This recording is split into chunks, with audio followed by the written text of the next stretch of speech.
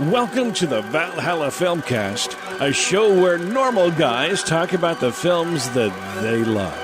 And here are your hosts, Bryce Thompson, Brian Hammond, and Cody Ryrie. Now get ready, because the show starts in 3, 2, 1. Welcome to the Valhalla Filmcast on the road. This is Cody Ryrie, and I am here with Brian Hammond. Hello. We are on our way back from our big trip to Hollywood and the surrounding environs in Los Angeles. If you want to see more of our trip that we actually took there, please visit us on Facebook. Just search Valhalla Filmcast. We'll pop right up. There are videos of the locations that we visited. I do a walkthrough through the Guillermo del Toro At Home with Monsters exhibit, give you a little more detail into that. So just a fun time had by all, and if you want to participate, make sure to go out to Facebook, search Valhalla Filmcast. On this edition of the Filmcast, we're going to be reviewing one of the movies that we saw while we were in Los Angeles. This is the first film we saw the first night we were there, a midnight showing of Alien, Ridley Scott's science fiction horror film from 1979. So, just a little bit of background about the film if you haven't seen it. We will be getting into spoilers, so make sure and go watch it before you listen to this. Just to refresh your memory if you have seen it, it's starring Sigourney Weaver, Ian Holm, Harry Dean Stanton, and it's the story of a crew of the Nostromo, which is a spaceship coming back from doing some mining duty. They're awoken by a signal, and they go to investigate that signal, and it kind of unleashes this horrific alien beast on their crew. It's a kind of claustrophobic horror science fiction film, one of the best ever made. We got to see this at the New Beverly Cinema, which is owned by Quentin Tarantino, and it was on a 35mm print, and it was the director's cut, which was released in 2003. We'll be getting into the differences between the director's cut and the theatrical cut, which one we prefer and why, and what our experience was like, and just an overview and our thoughts about the movie. First off, Brian, any thoughts about the New Beverly Cinema or about Alien in general? It was really a neat experience to be able to actually go to a theater, watch it on film. It was kind of interesting to see the differences between film and projected, digital files. It was neat, the environment that we were in. We were with film lovers just like us that were able to see it, and that communal, atmosphere and excitement was really helped with the mood of the experience, and I really enjoyed that. And if you've never been to the New Beverly in LA, when you're there, you got to check out a showing. Really throwback to 70s and 80s cinema. When you walk in there, it even has the old box office out in the front that you get your ticket. The lobby's small, bathroom's small, everything's small and kind of old, but it really adds and plays to that nostalgia factor for you, and a really great experience.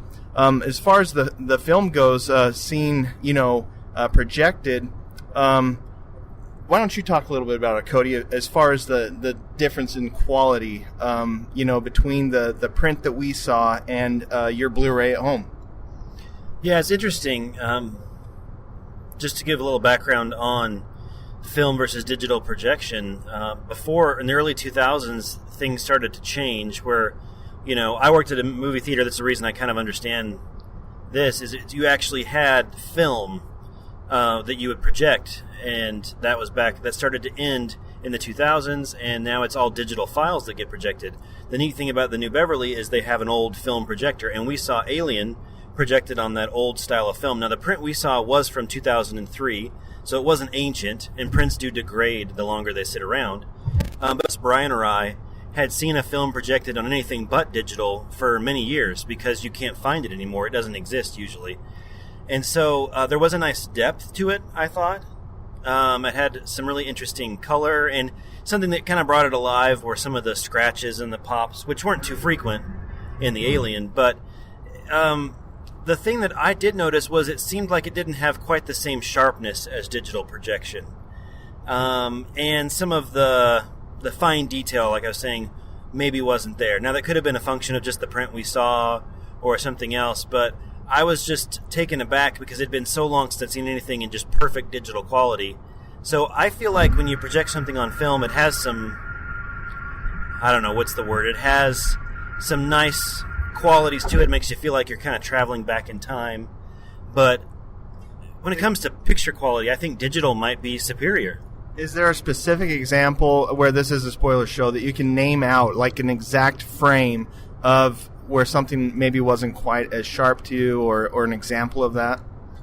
Yeah. Well, when it came to close-ups, and there's lots of close-ups in Alien, like super close-ups, some of them, those looked great. There was no difference there. But when we were seeing these kind of slow panning shots of the hallways of the ship, there were fine details on the dining room table that didn't really come through like they do on the Blu-ray at home. Now, the Blu-ray is a lot smaller on my TV at home, so that's kind of cheating. But just it was far away detail that I noticed the difference on. But when it came to close-ups and other things, I didn't really notice that much of a difference. Going past all the film nerd stuff to the film itself, it was neat to see it with an audience. There were several moments that got gasps and screams. I'm thinking particularly of the kind of dead silence that greeted the chest burster sequence. Yeah. When Harry Dean Stanton... No, it's not Harry Dean Stanton. It's... Well, we're in the car on the way home. I would look it up. But it's one of the other actors who gets the alien ingested in him and bursts through his chest. And there was actually applause. John Hurt, that's correct. Yeah, John Hurt. There's actually applause after that scene happened in the theater. There was some other moments that actually got laughs. Humor was in the film, intentionally and in a few moments unintentionally, that I had not captured in my home view. Some of the special effects, very few actually considering for how old it is, got a few laughs. How did you notice because you see some shots of the outside of the ship, some model work. How did those hold up for you, Brian? I think the model work was incredible. I think that's top notch on the level of Star Wars and, dare I say, 2001. I mean, it was great. You know, the model work was great.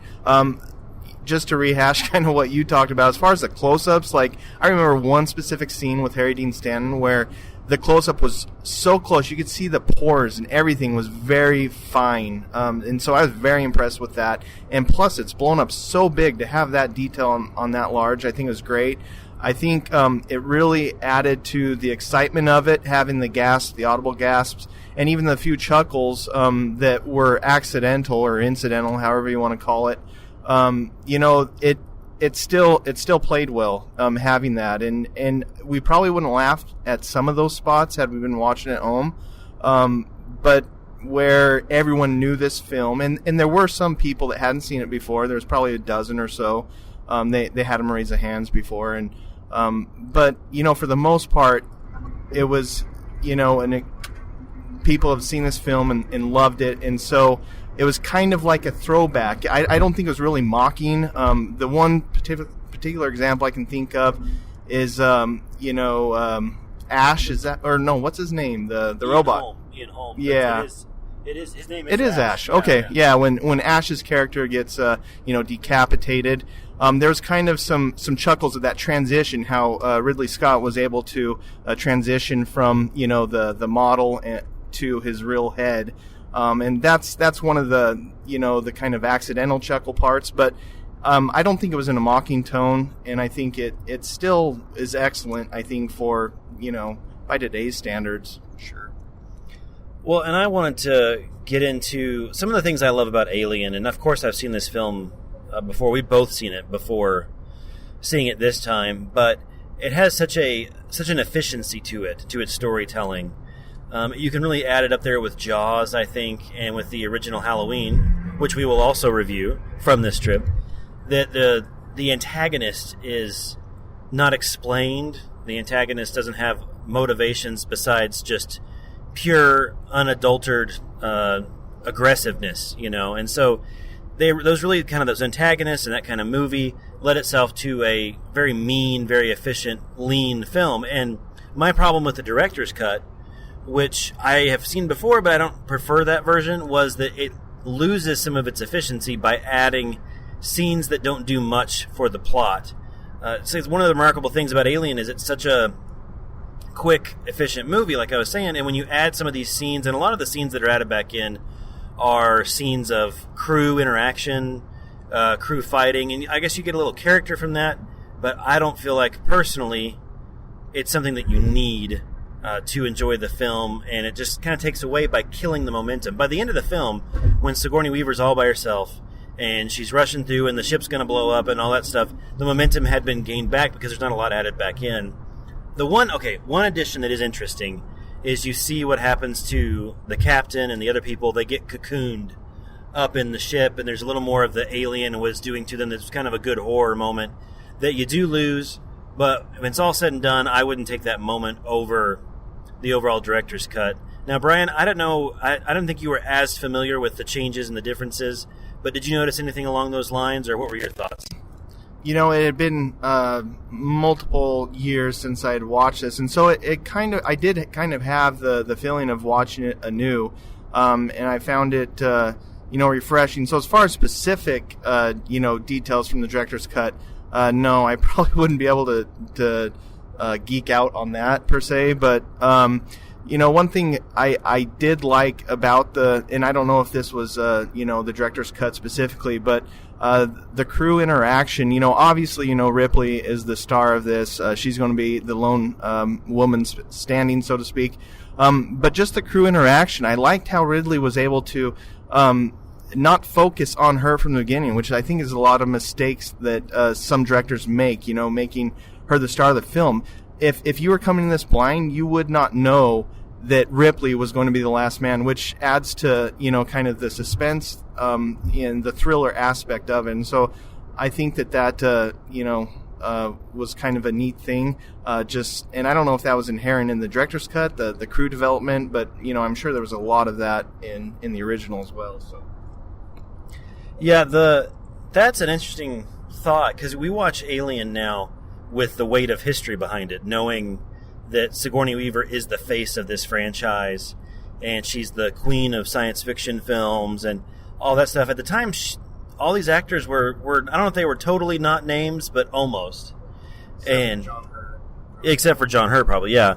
And so it's a surprise, because I think that if you went into it not knowing all those things, you would think that Tom Skerritt was the main character.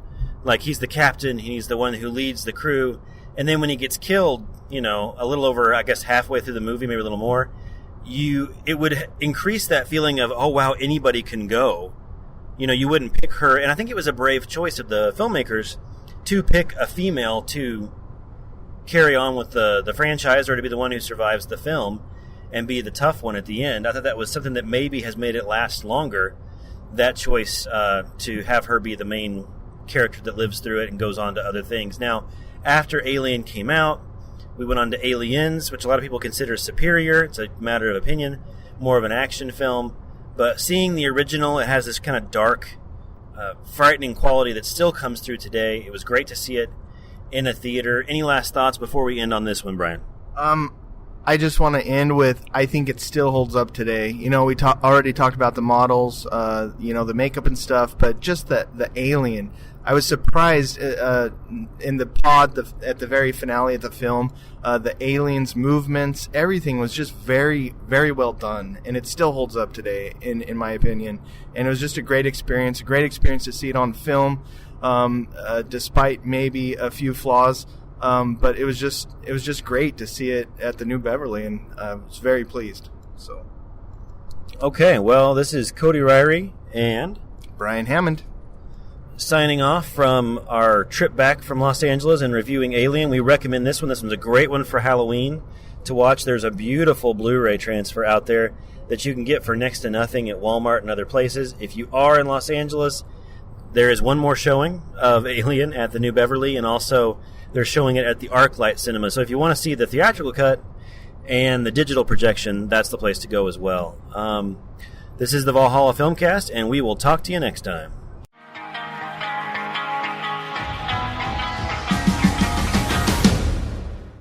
The following views, opinions, and commentary are the sole property of the Valhalla Filmcast. Any unauthorized reproduction without prior consent is prohibited. Any incidental music, audio clips, or film trailers are used for the sole purpose of film criticism and commentary as allowed under the Fair Use Act.